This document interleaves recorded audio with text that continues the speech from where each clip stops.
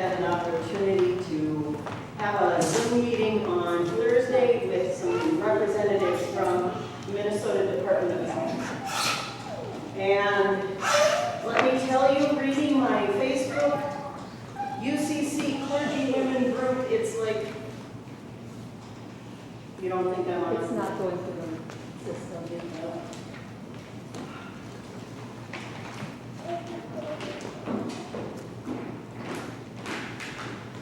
Let's do this again. Yes, no? Check. Okay. So, as I was saying,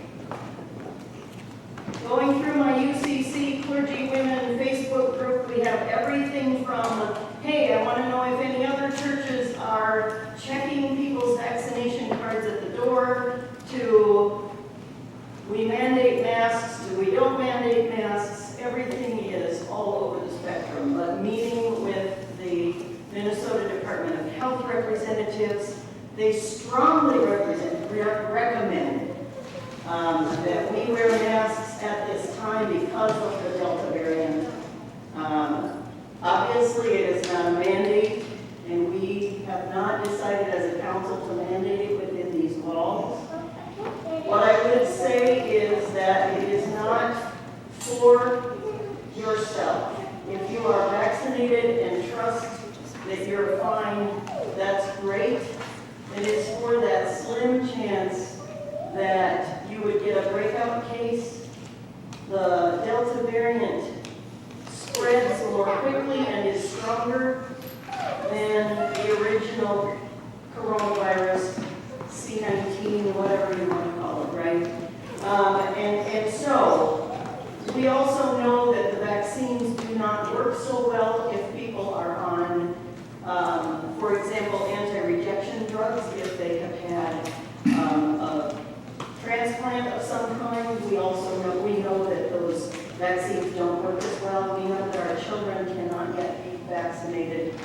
And so that is why there is this strong recommendation coming out to wear the masks.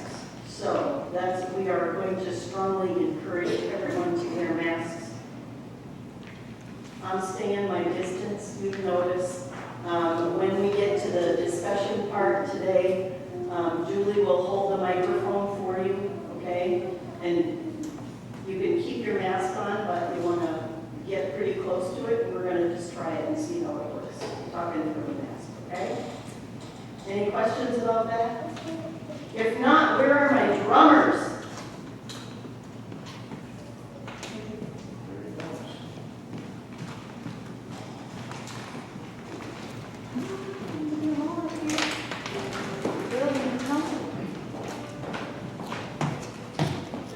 So, we have two rhythms.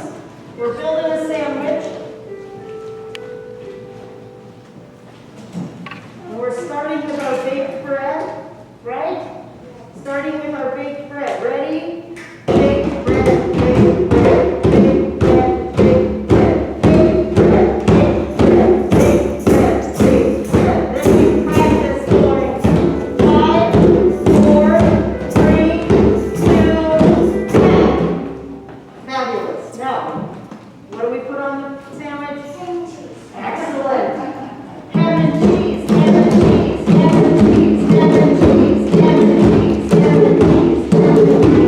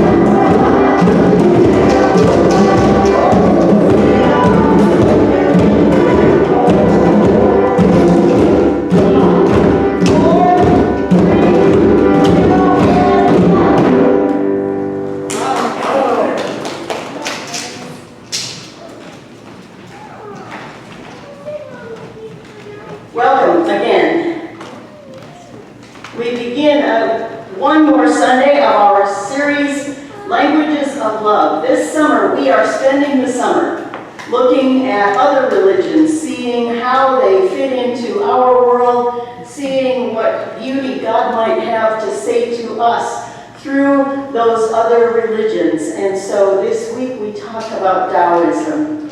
Why are we doing this? We are doing this because there is way too much violence, too much anger, too much self-righteousness, all in the name of religion, in the name of God. And how can you participate in this series week by week? I invite you to do your own research. I can only research just so much. I cannot pretend to be an expert at any one of these religions. I am only giving you a piece of what I am seeing.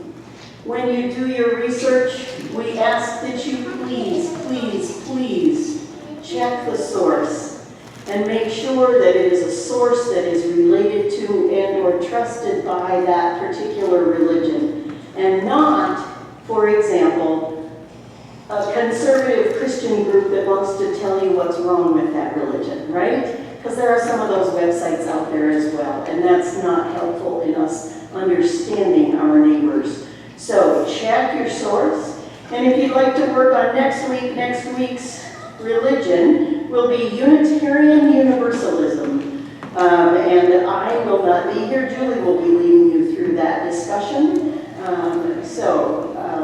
Unitarian Universalism. So can I just, while he's bringing us in, that's wonderful. We have lit the flame today, and I want you to hear these words from Huang Tui. Forgive me, I don't speak the language. Compare a little stalk with a great pillar, a leper with a beautiful woman, a comic event with a tragic event. The way, the Dao, brings them all into unity. Through the Dao, their differences make them one, but only the wise person with profound insight understands this.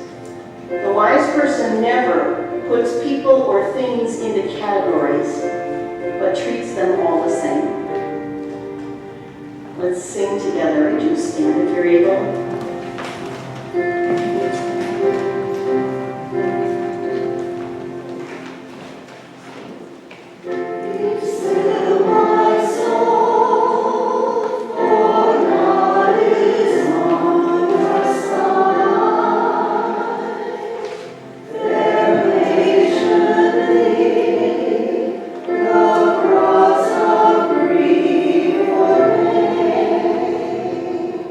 Please.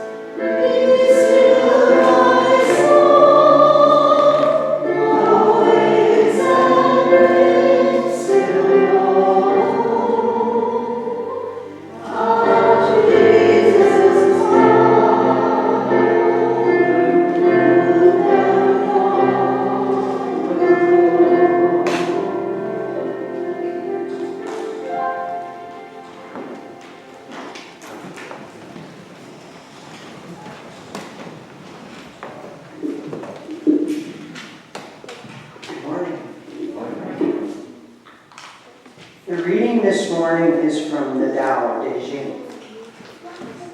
There is an entity that contains everything. It existed before heaven and earth. It is unmoving and unchanging. It has no body or form. It is self-sufficient. It needs nothing apart from itself. It pervades all that exists and all that happens. It is present in every object, in every event. It is the mother and father of everything. We cannot know its true name, so we call it the way. If it must be named, let its name be great. This name signifies strength for the journey.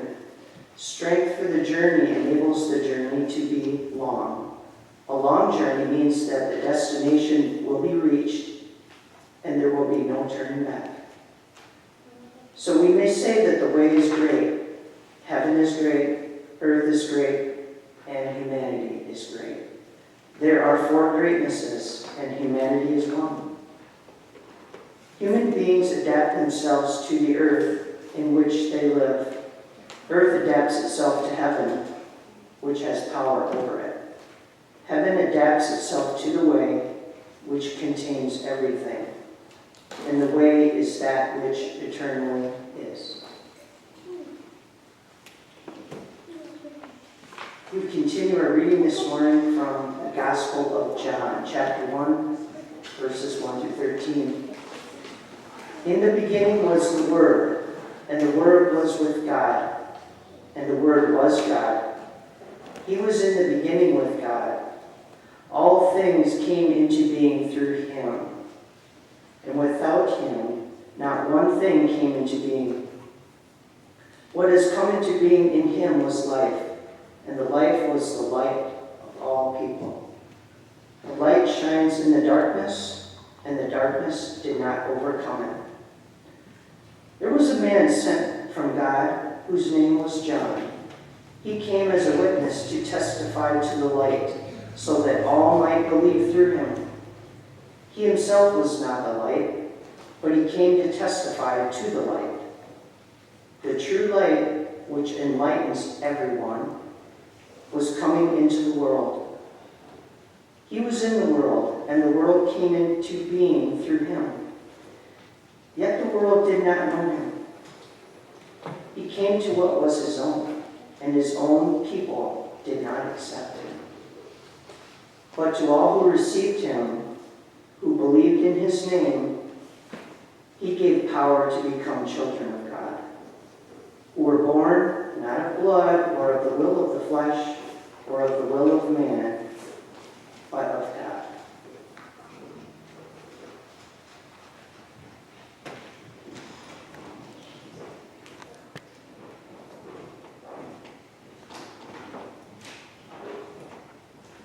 When I was between my second to the last and my last year of seminary, I spent some time in West Virginia as that was my ministry practicum. I was at the Appalachian South Folk Life Center, a place that dealt with the poverty of their area and offered work camps to kids and all sorts of great things in their neighborhoods. Well, the other folk at the camp, of course, knew I was in seminary, and some of them were not so into religion, right? But one of them was reading, and as we're driving down the road one day, I remember him trying to convince me, and he's reading out of the Dao de Jing. And he said, "Now listen to this." And he'd read something, and I'd say, "Yeah, that's not so unlike what Jesus taught me." And then he'd read a little bit more, trying to prove what was wrong with Christianity. And I said, "Yeah, Jesus said something very similar to that as well." And that was not to refute what he was saying, not to refute the Tao, but to say, we have come from our different parts of the world and come to some of the same conclusions over and over and over and over again as human beings. a wonderful thing because the divine, the holy, Allah, the Dao, the universe, God speaks to us and speaks to our hearts in special ways. And who are we, as I've said before, to decide how God needs to speak to us? So today, Taoism. You might remember from last week, those who were here, that we talked about China being in the midst of this warring period where one of the leaders of the dynasties had distributed power throughout China, and then all of those lords of the different provinces, you know what I mean. Sometimes the mouth just won't say the word. All of those different feudal lords started fighting each other, and they were in this period of war, major war in China. And at that time arose the time of the 100 philosophies. So last week we talked about Confucianism coming in at that time. Also at that time is when Taoism coalesced, I will say, right? Because they don't really... There is debate over whether the originator, the Lao Tzu, ever really existed, right? There's debate over these religious leaders that are named, but we know that the philosophies started coalescing at this time. And so what's the difference? One of the things I read said that one of the primary differences is that Confucianism is about taking old traditions, calling us back to the old traditions, and you had all of these rituals and traditions that would bring you back to a place of peace.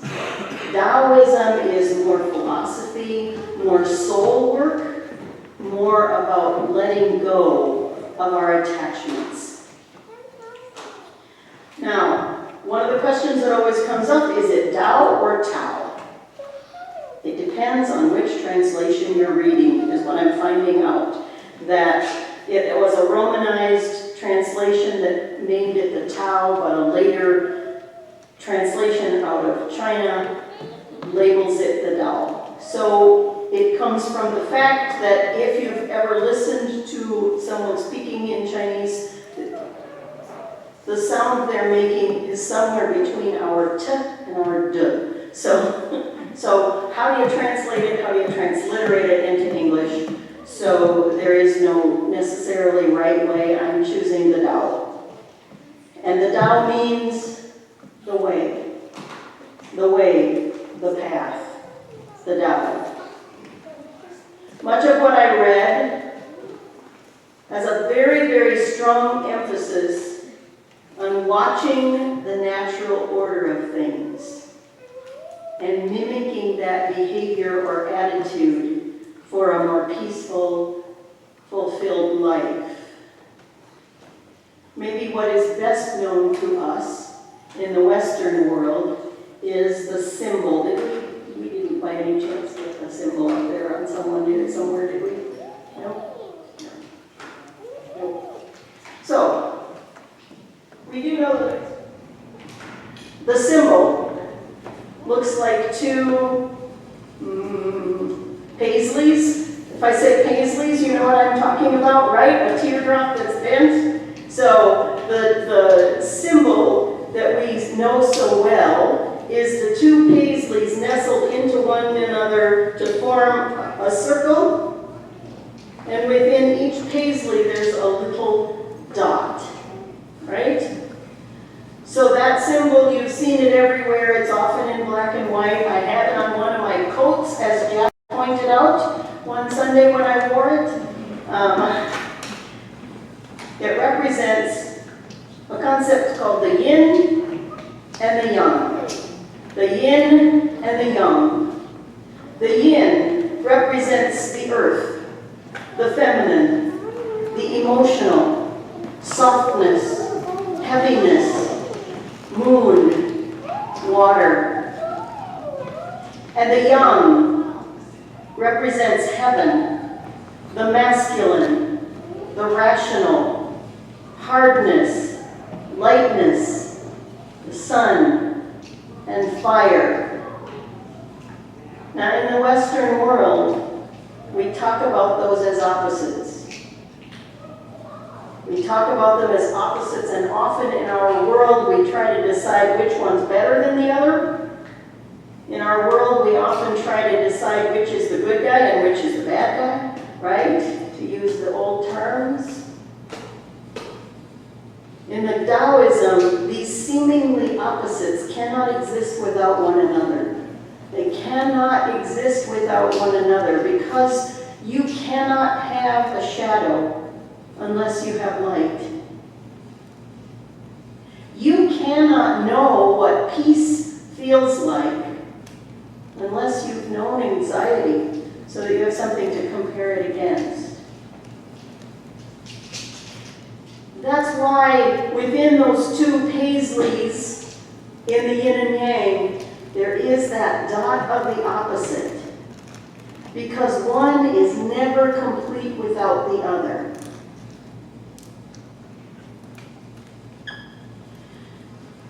So our calling is not to categorize, as the reading I had earlier said, not to categorize, not to judge, not to determine what's better or worse, but to embrace all of life, to embrace everything, to embrace both sides of the seemingly opposite and everything in between, because it's all part of life, it's all part of being human.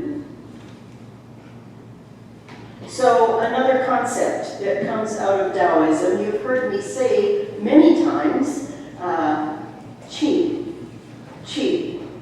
The concept of qi, yes, as in Tai Chi, also as in the Chinese medical practices like acupuncture. It is the belief that within the body and all around the body there is an energy force, a life force. And that's what they call the qi. It runs through our body in meridians, and they have determined, that's why the little needle might be placed nowhere near your ailment, right? But it has to do with the meridian through which it runs, to rebalance your life force. Now, I'm old enough to remember when people called all of that nonsense, right? I'm old enough to remember when acupuncturists were all called quacks. And now it's an approved medical practice. But we know now, we know differently now because we've researched differently now, right? And what strikes me when I think about this qi, that we just didn't comprehend, that we tried to throw out as folk medicine, as ridiculous, as without warrant, is that science is now learning that all matter is energy. And we have been treating ourselves medically, physically, as matter.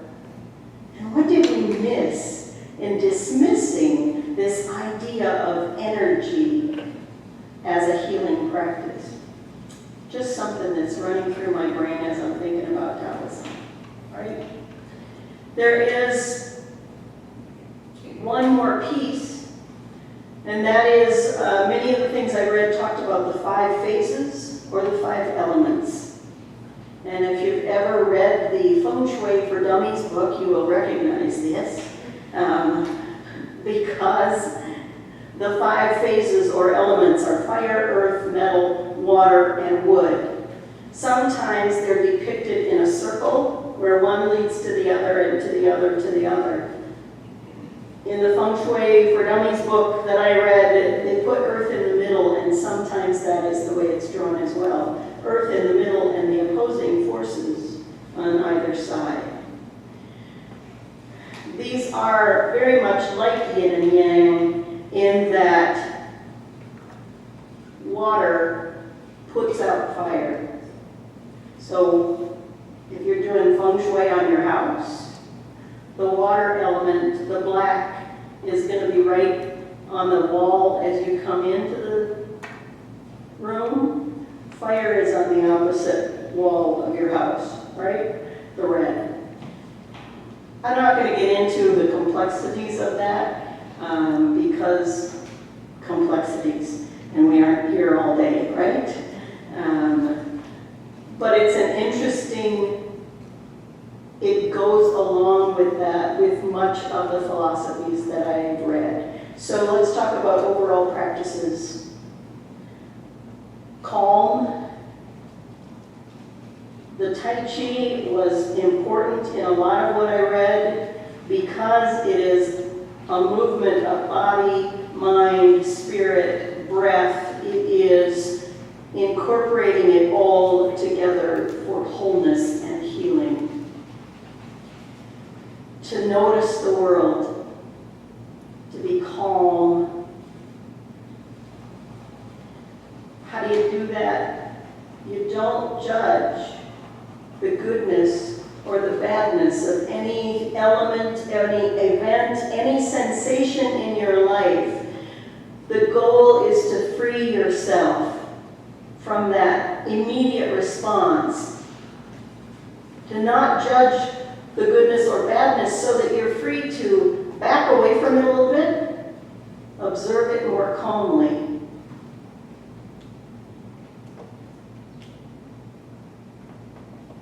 We don't strive to be above others, including the natural world. And here's my favorite example that I read in something. It is that the sea never tries to rise to be above the river.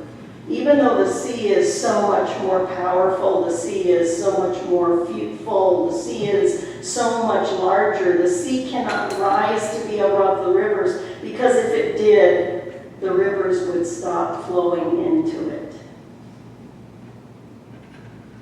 The sea needs to be below, and the natural order, the natural Dao of things is that the water will flow into the sea.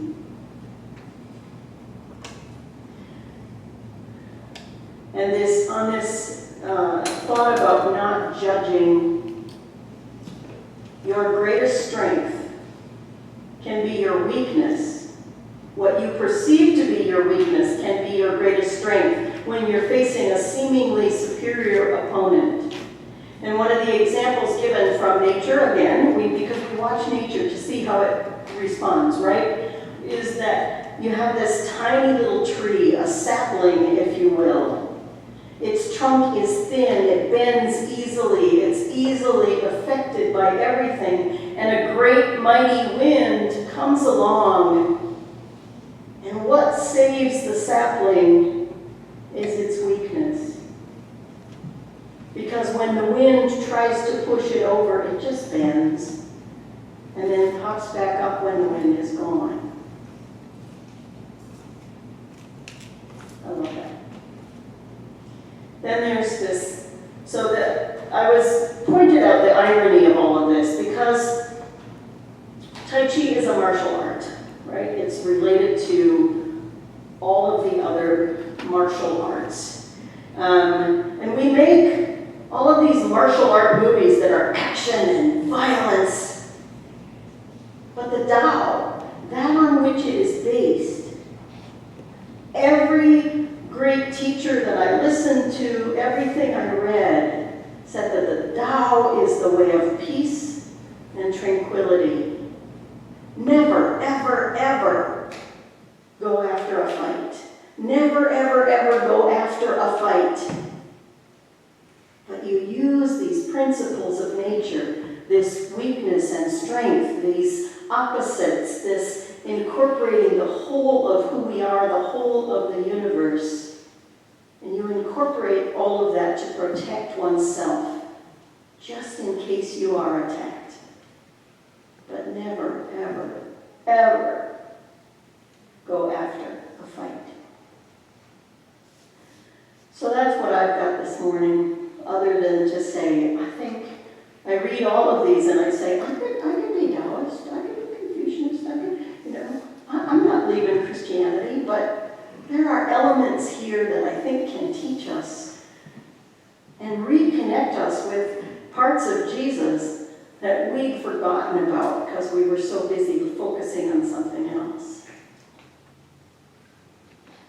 So, what have other people read, experienced? Is there anything that you would like to add to this? Anything that's rubbing you the wrong way?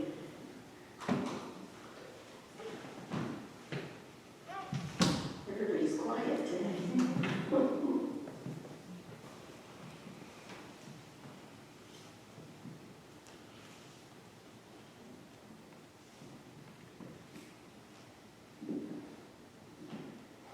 In your reading and study, would it be safe to say that Dao, Golden Rule, thoughts would be similar to Christianity? Yes, yes. The Tao also has a golden rule. Yes. And I would say probably that extends not just to other people, but to the whole world, the whole universe, everything. You don't destroy if you don't have to destroy, right?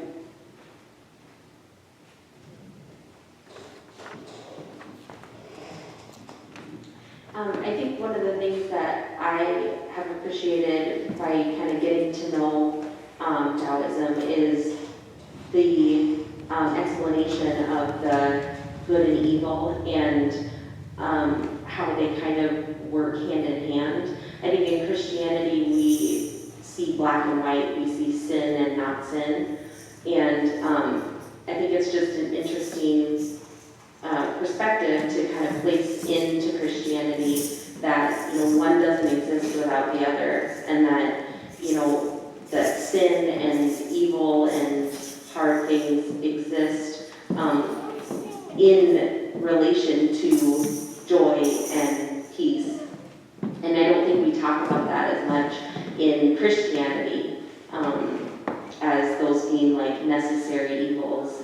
So I just appreciate kind of the balance that I find in Taoism. Mm-hmm.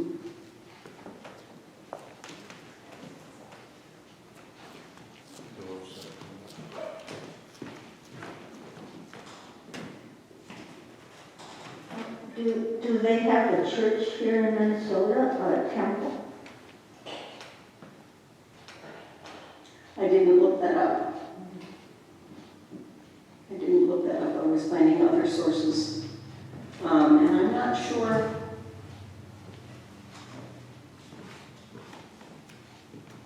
Any other questions while I look that up?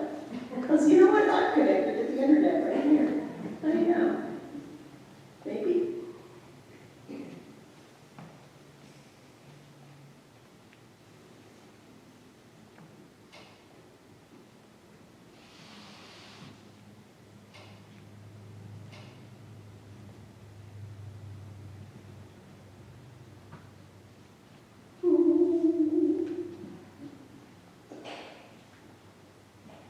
Finding one in San Francisco.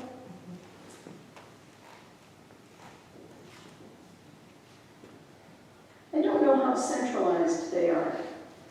So I don't know if there might not be small groups that pop up, right, differently, but they aren't a centralized. Guess it's kind of like the difference between the Roman Catholic Church and the UCC, right? Where we just kind of are autonomous congregations and we're connected but not. So I'm not finding that on a quick search. So Heather found one in St. Paul, okay. a center.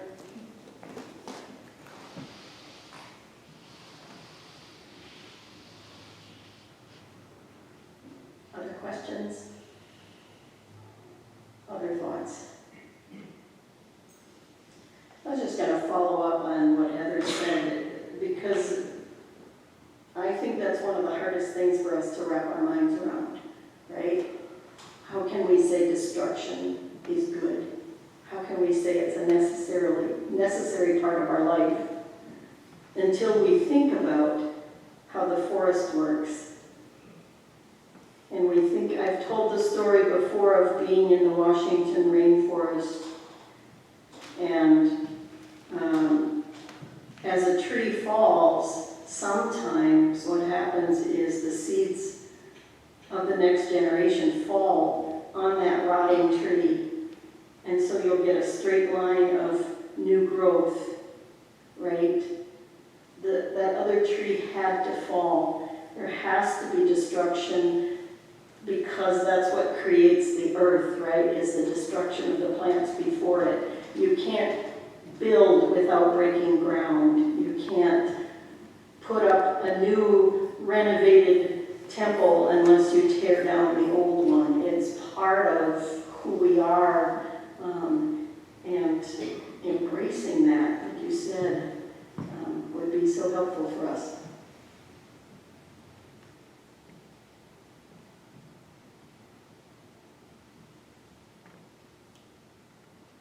I can see, yes.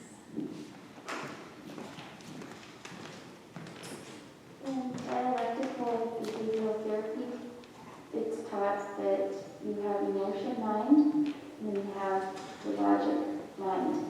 And if you have an extreme like that of one or the other, that can create a lot of distress for people, just in general. So the objective is to be mindful and observant of your thoughts and attitudes, and then to bring that back to the center.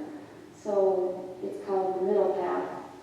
And I can see that there's some ties with Taoism and Buddhism as well, how it kind of emphasizes finding the balance and appreciating that you need both, but one extreme or the other alone can cause some problems.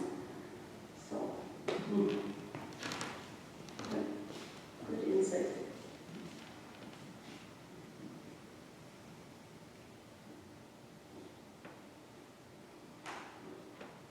So, as we close this, let's close this as we were doing benediction response long ago, and balance the heart, okay? And this time when we balance the heart, what I want you to imagine is imagine the energy field around you and how you are shifting that energy field. So you need to stand up and get so that you can do this. Yes?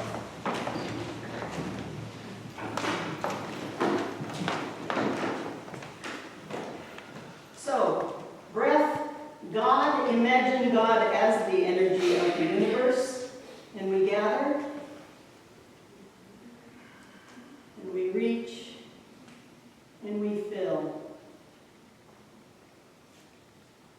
Right down to your waist. Back up to the heart, and like you've got a big bass drum in front of you, you just put your fingers along the edge of that drum, right out and around. And bring all of that energy right back to your heart. And then you're just letting go, which swings you back into the gathering.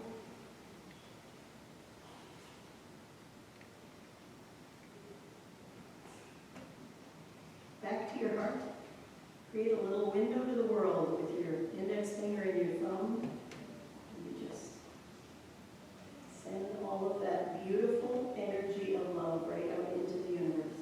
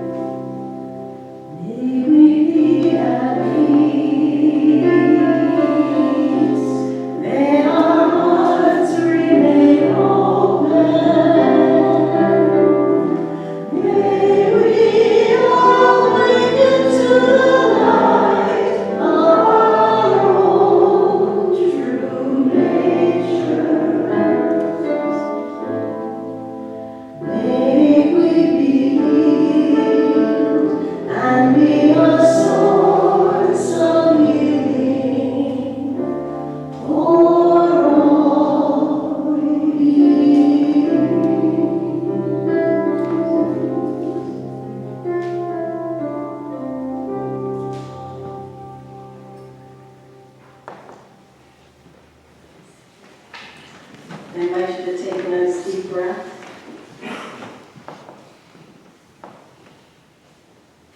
And enter into the silence of your own personal connection with God and the prayers you have to live.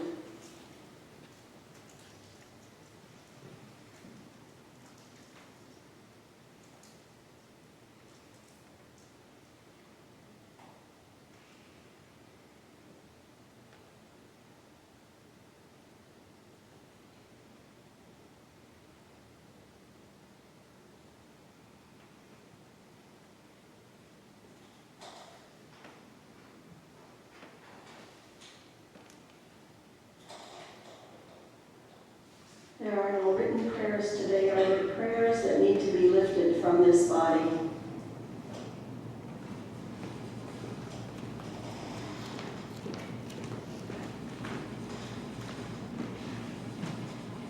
Thankful for the rain.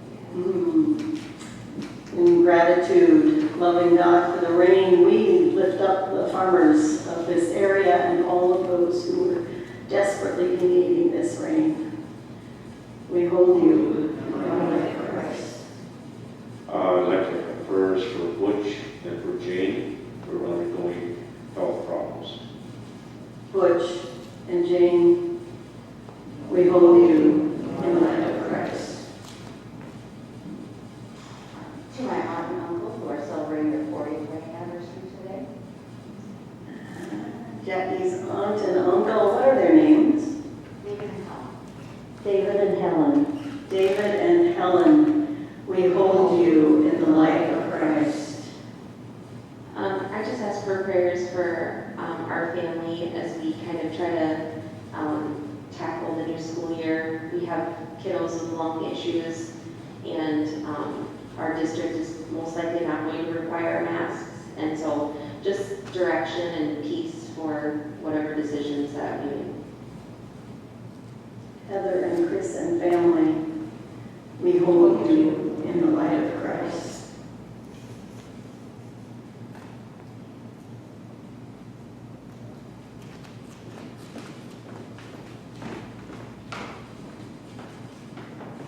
For my mother who fell yesterday and is on crutches now.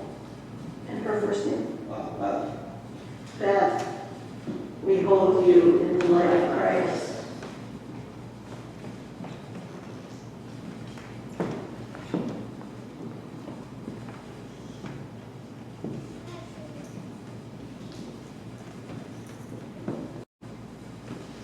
I think of the healthcare experts and the health workers who are once again in a period of overdrive.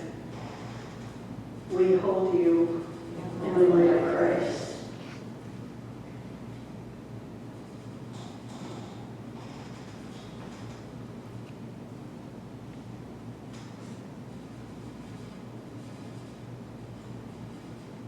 Gracious and loving God, there are so many others that we hold in our hearts, people who could use to know your warmth and your healing power, people who are filled with joy and gratitude.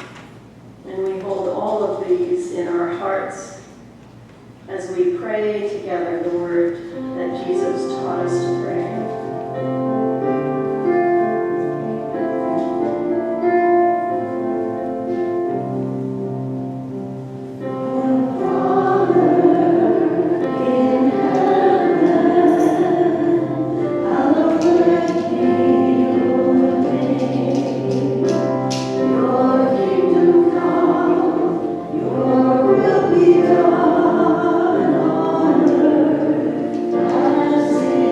Amen.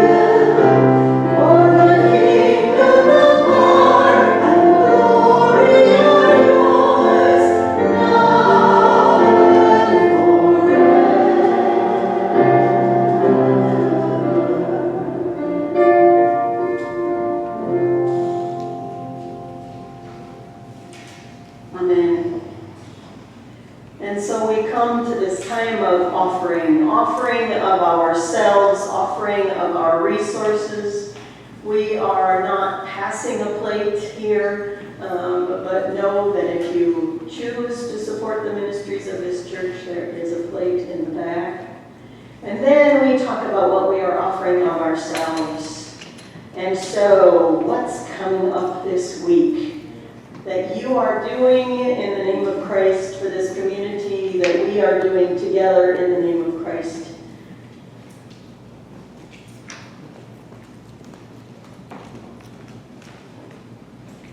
I'm speaking about the common school supply drive. I want to thank everyone who has donated.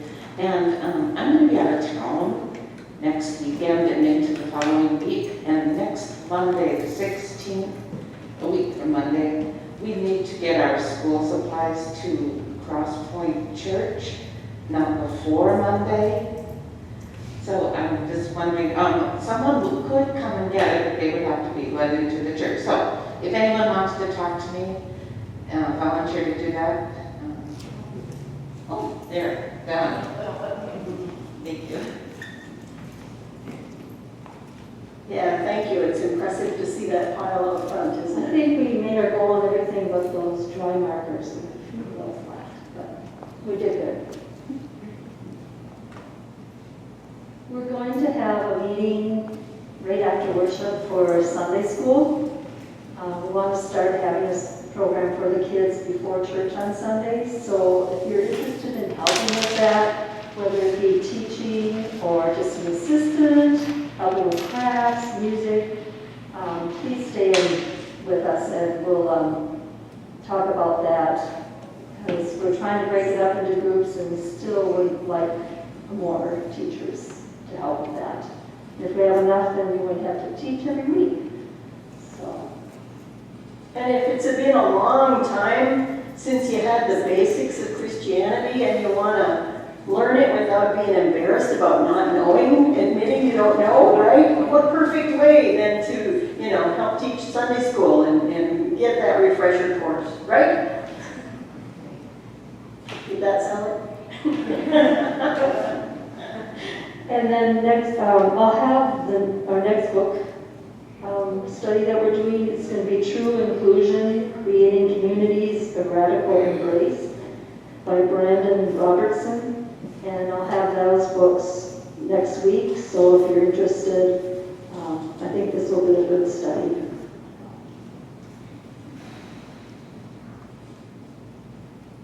And we could use volunteers to sign up for the fall. We've got for the greeting, PowerPoint, ushering, those sheets are out there. So Suzanne said, sign up for fall because I put the new month out there. So we could use your help on that too.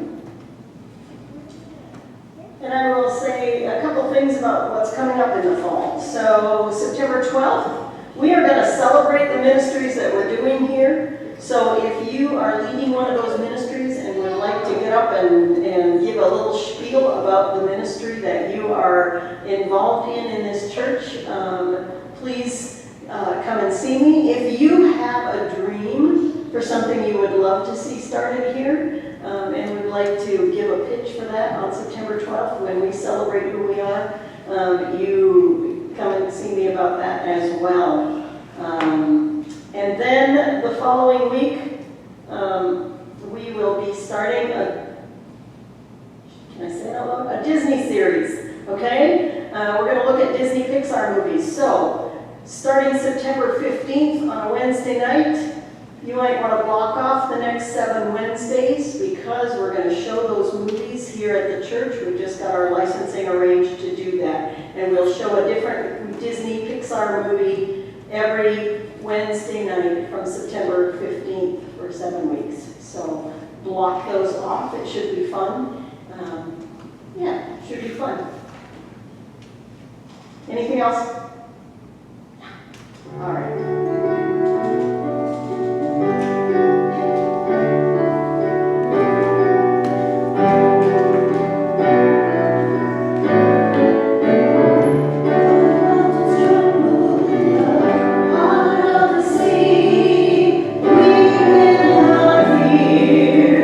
We will